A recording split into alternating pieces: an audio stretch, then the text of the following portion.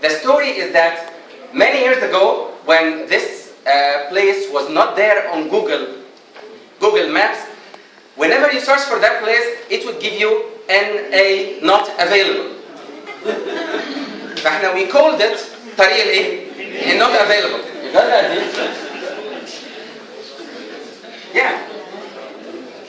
I always tell my students this is the Egyptian touch. With the same idea of prefixes and suffixes. If we teach them prefixes and suffixes and what they mean, things would be lovely for them.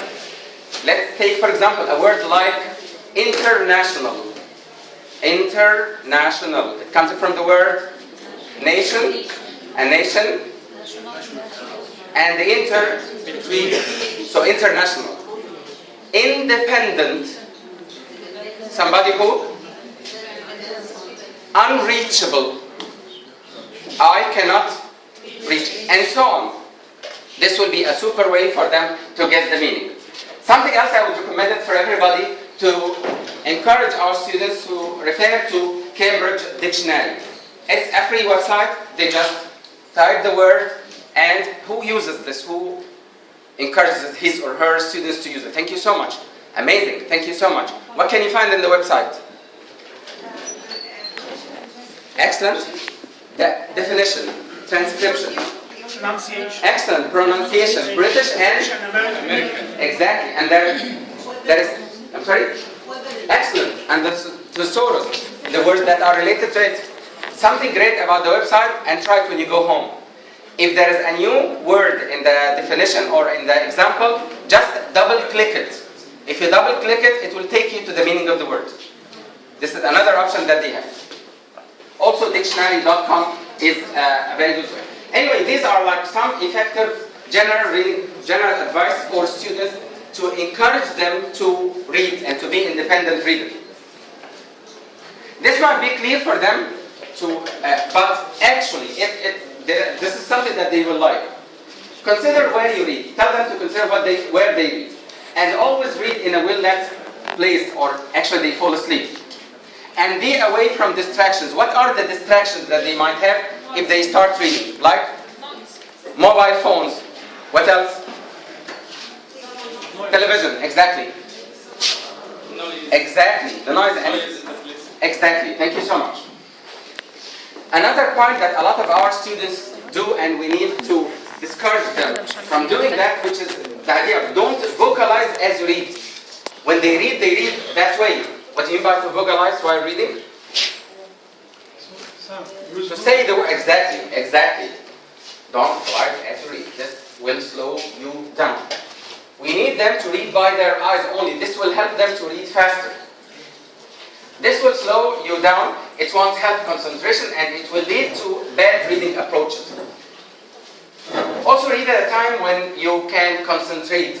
That time after a football match, for example, or after doing some activities, and then you start reading. This will not help. And maintain concentration by taking regular short breaks, perhaps every 30 to 45 minutes. We talked about the span a moment ago. This is the idea. If you take just 30 minutes, then take a break, 45 minutes, then take a break, and so on. This is very important. The idea is that we need to encourage them to set reading tasks. Tell yourself, today I'm going to read 10 pages. One chapter, one section of this chapter. This will help a lot. Remember that reading often takes longer than you expect, and you often need to go beyond the text, so give yourself enough time. Don't tell yourself, I'm going to finish this book like today, which is impossible. This will take some time. You need to understand what you're reading. We come to something else, another point that, do you think I can give everything to every learner to read? I mean, any text, I can give it to any learner at any proficiency level, just to read. Would it be easy for them? No. I would advise you, and I do that a lot with my students. In the first session of the course, I just give them an idea about the CEFR. What is the CEFR? Exactly. What do we know about it? Does everybody know about the CEFR? Raise your hand if you don't know about the CEFR. Raise your hand. So let's watch a video.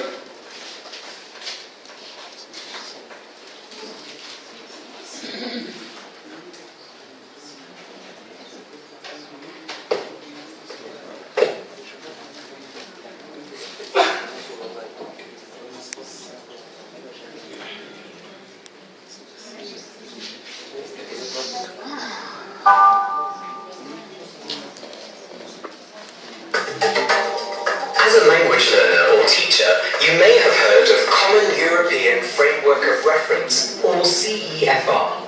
But what is it, and why does it matter for English language learners? It's actually pretty simple. Different learners have different levels of language ability, but opinions about your English level can be subjective. Your friends may think your English is good, but an employer might think it is not good enough, and you may be better at some skills than others. For example, you may be able to read better than you can speak.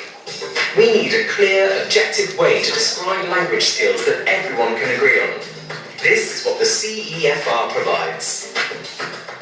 The CEFR breaks down language learning into 6 levels, which it calls A1 to C2.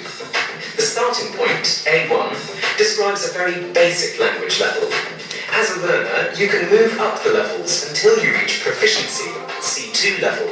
This is a really advanced level. By describing what you can do in reading, writing, speaking and listening, the CEFR will tell you where you are on the journey from beginner, A1, through to proficiency, C2. There are many Cambridge English exams available for different ages and stages of learning.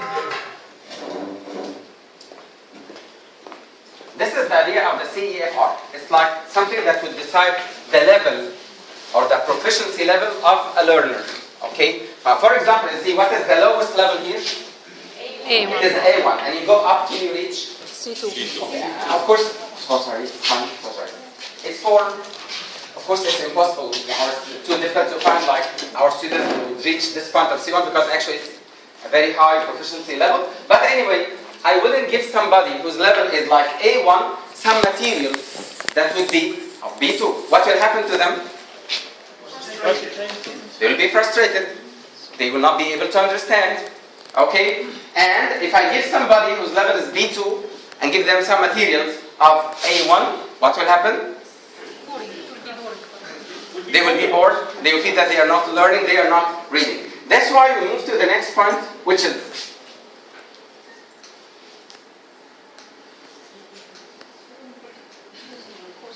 exactly. This is very important. I need to, by the way, somebody will tell me how are we going to assess the proficiency level of our students? I'm sorry? Thank you so much, exactly. There are some tests that they are online, available online, what we call placement tests. There are online placement tests. The most famous is Cambridge. Just Google Cambridge online placement test.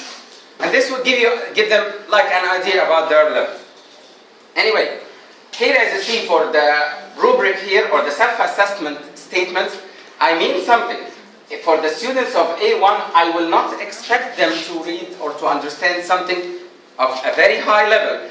It will be like, at least now I can understand the general idea of simple informational text and. Okay? You can refer to that. So as you see, you'll find this folder also on the Facebook page, which will tell you what we expect from